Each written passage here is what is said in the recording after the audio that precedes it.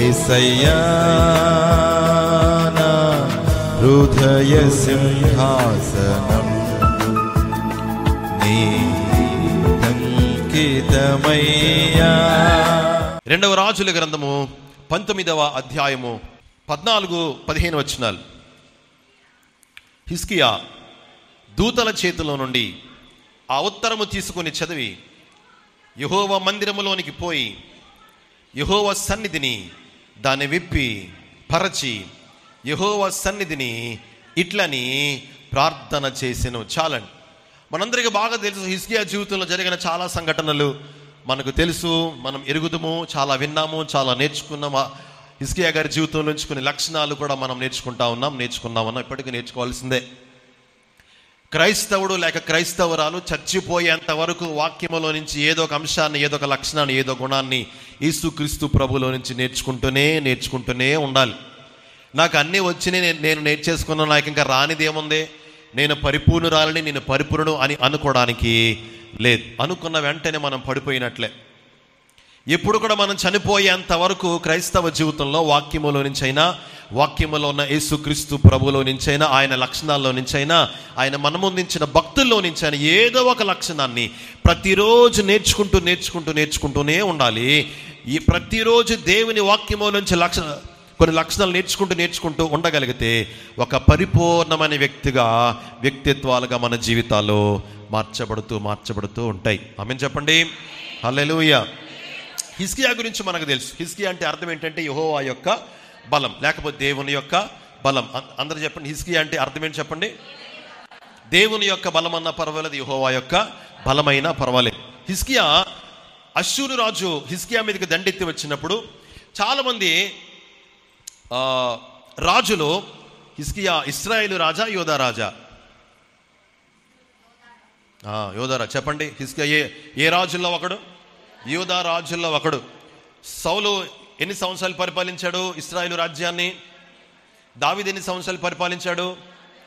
దావీదు తర్వాత సొలొమోను ఎన్ని సంవత్సరాలు పరిపాలించాడు?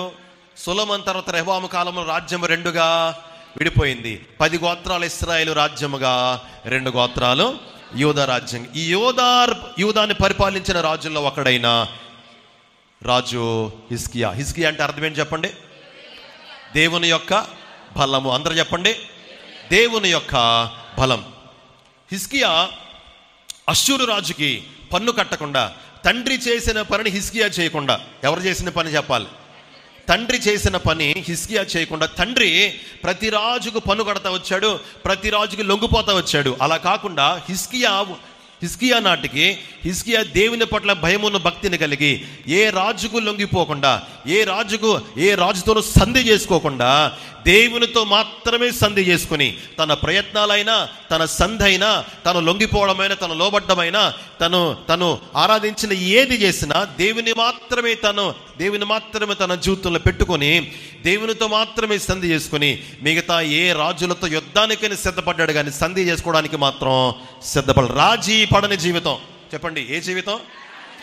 రాజీ పడని జీవితం. వ్యక్తులతో, వ్యక్తిత్వాలతో, పరిస్థితులతో రాజీ పడని వ్యక్తిత్వం, రాజీ పడని జీవితం హిజ్కియా. ఎందుకు హిజ్కియా వర్ధిల్లాడు? ఎందుకు హిజ్కియా దీవించబడ్డాడు? ఎందుకు హిజ్కియా అంతగా ఆశీర్వదించబడ్డాడు? ఎందుకు ఈరోజు హిజ్కియా అనే దేవుడు అనేకమైన విశ్వాస జీవితాలకు ఆదర్శప్రాయంగా ఉంచేశాడు అనంటే, హిజ్కియాలో ఉన్న చాలా గొప్ప లక్షణాలు. ఒక మంచి లక్షణం, తండ్రి రాజీ పడినట్లు హిజ్కియా రాజీ పడలేదు. ఆమేన్ చెప్పండి. రాజీ పడే జీవితం ఇక్కడ కూర్చున్న వారిలో చాలా మందిలో ఉంటుంది. ఒకసారి యేసుక్రీస్తు ప్రభులోనికి మనం వచ్చామంటే, యేసుక్రీస్తులోకి మనం వచ్చామంటే ప్రత్యేకించబడిన వారమే మనం. చెప్పండి మాట, ప్రత్యేకించబడిన వారమే. మన ఆలోచనలు ప్రత్యేకంగా ఉండాలి, మన నిర్ణయాలు ప్రత్యేకంగా ఉండాలి, మన క్రియలు ప్రత్యేకమైనవి ఉండాలి, మన ప్రారంభాలు ప్రత్యేకమైనవి ఉండాలి, మన జీవితం, మన ఒడంబడికలు, మనకి నిర్ణయాలు ఇవన్నీ కూడా ప్రత్యేకముగా కనబడాలి.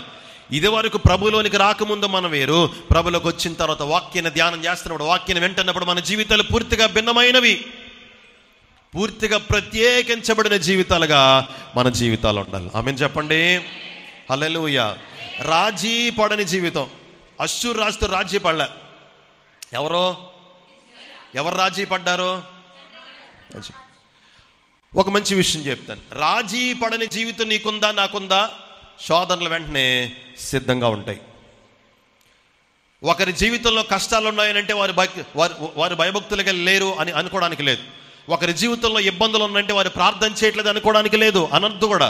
ఒకరి జీవితంలో ఇబ్బందులు ఉన్నాయంటే వారు దేవునితో ఉండట్లేదు, వారు ఏదో తప్పు చేశారేమో అని అనుకోవద్దు ఎప్పుడు కూడా.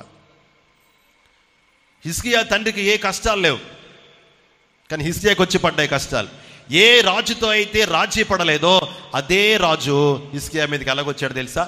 భయంకరంగా దూషిస్తూ, ప్రజల్ని దూషిస్తూ, హిజ్కియాని అవమానంగా మాట్లాడుతూ, హిజ్కియా ఆరాధిస్తున్న దేవుని, నిజము కలిగిన దేవుని దూషిస్తూ హిజ్కియా మీదకి దండెత్తి వచ్చాడు. హిజ్కియా అష్షూరు రాజైన సన్హెరీబు. చెప్పండి, అష్షూరు రాజైన సన్హెరీబు. రాజీ పడుతున్నారా? ఇబ్బందులు వస్తాయి. ఇబ్బందులకు సిద్ధపడే క్రీస్తు కొరకు రాజీ పడని జీవితాలు మనకు ఉండాలి. సంఘముగా, క్రైస్తవురాలుగా, క్రైస్తవుడుగా. ఆమేన్ చెప్పండి. లోకముతో రాజీ పడే జీవితం ఉందా? ఏ ఇబ్బందులు ఉండవు. ఇబ్బందులు ఉండవని చెప్పి రాజీ పడతా వెళ్ళిపోయారు అనుకోండి, ఇప్పుడు ఇబ్బందులు ఉండవు. తర్వాత జీవితంలో నిజమైన ఆనందాన్ని, అసలు జీవితానికి అర్థం అంటూ ఉండదు. అసలు నిజమైన ఆనందాన్ని, సంతోషాన్ని, అసలు నిజమైన మార్గాన్ని, జీవము కలిగిన మార్గాన్ని మనం కోల్పోతూ ఉంటాం. తాత్కాలికమైన ఆనందాన్ని మనం వెతుకుతూ వెళ్ళిపోతే.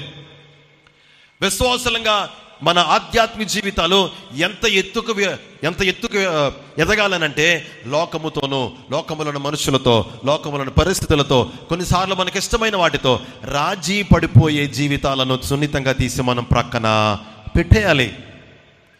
నన్ను వెంబడించేవాడు తన సిలువనెత్తుకొని, ఉపేక్షించుకొని, తను ఉపేక్షించుకోవడం అంటే కాదనుకుని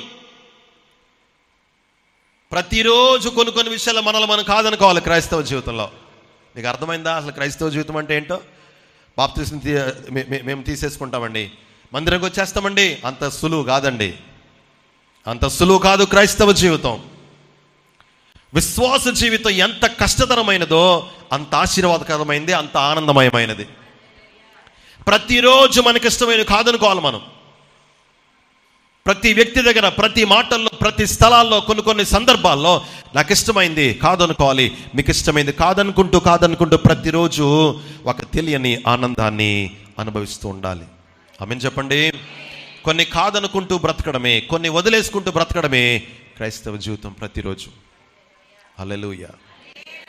ప్రతిరోజు సిలువను మోస్తూనే ఉండాలి, ప్రతిరోజు ఉపేక్షించుకుంటూనే ఉండాలి, ప్రతిరోజు కొన్ని ఉపేక్షించుకుంటూనే ఉండాలి. మన వ్యక్తిత్వాలు అవ్వచ్చు, మన మాట తీరవచ్చు, మన బీజాలు అవ్వచ్చు, మన ఆలోచనలు అవ్వచ్చు, మన కోపాలు అవ్వచ్చు, మన శరీరంలో నిన్ను పనిచేసే క్రైస్తవులకు, లేకపోతే ఇతర మనుషులకు, లేకపోతే దేవునికి విరోధంగా దుఃఖకరంగా పనిచేసే కొన్ని లక్షణాలు అవ్వచ్చు. వాటన్నిటిని ప్రతిరోజు కాదనుకుంటూనే బ్రతకడమే విశ్వాస జీవితం. ఇది చెప్పరు ఎవరో. చాలా మందిరాలకు వెళ్ళండి, అద్భుతాలు పొందుకోవాలంటే మందిరానికి రండి. మేలులు కావాలంటే ప్రభుని, స్వస్థత కావాలంటే ప్రభుని ఉంటాయి. నేను కాదన్ను. మొట్టమొదట మార్పు తర్వాతే, మర్చిపోయారు ఎప్పుడే, మొట్టమొదట మార్పు తర్వాతే మేలు. మొట్టమొదట మార్పు తర్వాతే మేలు. ప్రియమైన దేవుని సంగమా, రాజీ పడలేదు కాబట్టి, రాజీ పడిపోయి పన్ను కట్టేస్తే ఈ దేశం కూడా మందే. పన్ను మనం ఎవరికైతే డబ్బులు కడుతున్నాం, ఎవరితో అయితే సంధి చేసుకున్నామో మన వాళ్ళకి ఎవరమో తెలుసా? బానిసలం మనం. హిజ్కియా పన్ను కడితే ఏమంటాడు తెలుసా? అష్షూరు రాజు ఏమనుకుంటాడు? అరే ఈడు కూడా మన బానిసారా, ఈడి దేశం మీద యుద్ధానికి ఎందుకు అని అనుకుంటాడు. యుద్ధానికి రాడు. రాజీ పడలేదు కనుక, మనుషులతో రాజీ పడలేదు కనుక, లోకముతో రాజీ పడలేదు కనుక, లోకపు చెడ్డ క్రియలతో రాజీ పడలేదు కనుక ఏమొచ్చి కూర్చున్నా హిజ్కియా మీదకి ఇప్పుడు గొప్ప సమస్య వచ్చి కూర్చుంది. యుద్ధానికి రావడమే కాదు, ప్రజలను దూషిస్తున్నాడు, హిజ్కియాని దూషిస్తూ, దేవుని దూషిస్తూ, హిజ్కియాని దూషిస్తూ, ప్రజల్ని దూషిస్తూ, హిజ్కియాని బలహీనపరుస్తూ ఒక ఉత్తరం రాశాడు. ఒక ఉత్తరం రాసి దూతలతో పంపించాడు. ఆ ఉత్తరాన్ని హిజ్కియా ఏం చేశాడో తెలుసా? 14వ వచనంలో హిజ్కియా దూతల చేతుల నుండి ఉత్తరం తీసుకొని చదివి యెహోవా మందిరంలోనికి పోయి యెహోవా సన్నిధిని దాని విప్పి పరచి అని అన్నాడు. చదివాడా హిజ్కియా? చదివాడా? అక్కడే ఉంది కదండి. హిజ్కియా దూతల చేతిలో నుండి ఆ ఉత్తరము తీసుకుని చదివి అనందా తను చదివాడు, చాలా బాధపడ్డాడు. తనను దూషించడం కంటే దేవుని దూషించే విషయంలో ఎక్కువ దుఃఖపడిపోయాడు. ప్రజల్ని హేళనకరంగా మాట్లాడే విషయంలో ఎక్కువ దుఃఖపడిపోయాడు. చదివాడు, ఇలా మూసాడు, వెంటనే మందిరంలోకి వెళ్ళిపోయాడు. మందిరంలోకి వెళ్ళిపోయి ఎవరి సన్నిధిలో ఆ ఉత్తరాన్ని పెట్టాడు చెప్పండి? దేవుని సన్నిధిలో. అక్కడ రెండు ఉన్నాయి, దేవుని మందిరము, దేవుని సన్నిధి. అందరూ చెప్పండి, దేవుని మందిరము, దేవుని సన్నిధి. మందిరములో ఏం దొరుకుతుందా తెలుసా అండి? ధైర్యం దొరుకుతుందండి. మొట్టమొదటి మందిరంలోకి వచ్చి కూర్చోగానే ఏ సన్నిధిని మనం అనుభవిస్తామని లోపలికి అడుగు పెట్టగానే తెలియని ఒక ప్రసన్నతను, ప్రశాంతతను, నెమ్మదిని, ఒక తెలియని బలాన్ని, అంటే దేవుని సన్నిధిని మందిరంలోకి అడుగు పెట్టగానే మనం అనుభవిస్తామండి. అంత గొప్పదండి మందిరం, అంత గొప్పదండి మందిరం. మందిరములో మనకే జవాబు ఉంటుంది, మందిరములో మన సమస్యలకి జవాబు ఉంటుంది. మందిరములో మన జీవితంలో జవాబు దొరకని ప్రశ్నలకు చాలా సున్నితమైన జవాబులు, చాలా సులువుగా సమాధానకరంగా జవాబులు ఉంటాయి మందిరంలో. మీరు గమనించండి, చాలాసార్లు మన ఇంట్లో కూడా దొరకలేని నెమ్మది, సంతోషం ఎక్కడ దొరుకుతుంది మనకి? దేవుని మందిరంలో. హల్లెలూయా. అందుకే ఎక్కడో ఉన్న నిన్ను, ఎక్కడో ఉన్న నన్ను ఆయన తీసుకుని వచ్చి ప్రత్యేకపరిచి ఈ మందిరం అనే ఆయన సన్నిధిలో ప్రభు నిన్ను నన్ను ఉంచాడు. అంటే మన ఇంటి దగ్గర ఎంత బాధ్యత ఉందో ఇక్కడ కూడా నీకు అంతే చెప్పాలి. ఇంటి దగ్గర, మన గదిలో, మన ఇంటి దగ్గర, మన గృహ పరిసరాలు నీకెంత బాధ్యత ఉందో దేవుడు నిన్ను ప్రేమించి నీకు ఇచ్చిన మందిరములో కూడా అంతే బాధ్యత ఉంది. ఎందుకు అంత దీవించబడ్డాడు హిజ్కియా? 2వ దినవృత్తాంతాల గ్రంథం 31వ అధ్యాయము 21వ వచనం. తన దేవుని ఆశ్రయించుటకై దేవుని మందిర సేవ విషయమందేమి, ధర్మశాస్త్ర విషయమందేమి, ధర్మమంతటి విషయమందేమి తాను ఆరంభించిన ప్రతి పని అతడు హృదయపూర్వకముగా జరిగించి, అది వదిలేండి, జరిగించన్న వరకు చదవడం మళ్ళీ ఒకసారి. తన దేవుని ఆశ్రయించుటకై దేవుని మందిర సేవ విషయమందేమి, ధర్మశాస్త్ర విషయమందేమి, ధర్మమంతటి విషయమందేమి తాను ఆరంభించిన ప్రతి పని అతడు హృదయపూర్వకముగా జరిగించి. ఆ మాట వదిలేయమని చెప్పాను మీకు నేను. అతడు హృదయపూర్వకముగా, మళ్ళా చెప్పాలి, అతడు హృదయపూర్వకముగా ఏం జరిగించాడు? మందిర సేవ విషయంలో, ధర్మశాస్త్ర విషయంలో, ధర్మశాస్త్రంలో ఉన్న అన్ని విషయాల్లో ఆరంభించిన ప్రతి పని ఆపేయలేదు, ఆగలేదు, మర్చిపోలేదు. అలా కాకుండా ప్రతిరోజు మందిరం విషయంలో, వాక్యములో ఉన్న దేవుడిచ్చిన కట్టడల విషయంలో, అన్ని విషయాల్లో ప్రతిరోజు ఒక పనిని ఆరంభిస్తున్నాడు. ఒకటి పెట్టుకున్నాడు, మందిర విషయంలో నేను ఇలా ఉండాలి, వాక్య విషయంలో నేను ఇలా ఉండాలి, ధర్మశాస్త్రంలో ఉన్న విలువల విషయంలో నేను ఇలా ఉండాలని చెప్పి ప్రతిరోజు ఒక పని పెట్టుకున్నాడు. ఆ పనిని వారం రోజులు చేసి ఆపలేదు, అది అలా కొనసాగిస్తానే ఉన్నాడు. దేవుణ్ణి ఎంతగా ప్రేమించాడు అక్కడ అర్థమైపోయింది హిజ్కియా. నువ్వు దేవుణ్ణి ఎంతగా ప్రేమిస్తున్నావో ప్రతిరోజు నీ దినచర్య నువ్వు చూస్తే నీకు అర్థమైపోద్ది. యవనస్తుడా, ప్రియ చెల్లి, ప్రియ తమ్ముడు, నువ్వు దేవుని ఎంత ప్రేమిస్తున్నావో, దేవుని నువ్వెంతగా ప్రేమిస్తున్నావో నీ దినచర్య చూస్తేనే నీకు అర్థమైపోద్ది. దేవుని ప్రేమించండి సంగమా, దేవుని ప్రేమించండి. దేవుని ప్రేమించడం అంటే విశ్వాసాలని, క్రైస్తవులకు ప్రార్థన వచ్చి, వాక్యం వచ్చి, పాటలు పాడడం వచ్చి, ఇది కాదు దేవుని ప్రేమించడం అంటే. ప్రతిరోజు మందిర విషయంలో, నీకు ఇచ్చిన మందిర విషయంలో, నీకు ఇచ్చిన విలువైన జీవితం విషయంలో, నీకు ఇచ్చిన వాక్య విషయంలో, వాక్యములో ఉన్న కట్టడల విషయంలో శ్రద్ధ కలిగడం ప్రారంభించి వాటిని కొనసాగిస్తున్నావా? ధైర్యంగా నువ్వు చెప్పొచ్చు, నేను దేవునిని ప్రేమిస్తున్నాను. చెప్పలేవా? చెప్పాలి.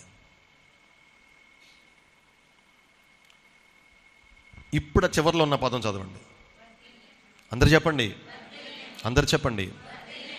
చెప్పండి. ఆ పదం రావడానికి హిజ్కియా చేసిన పని ఏంటో చెప్పండి.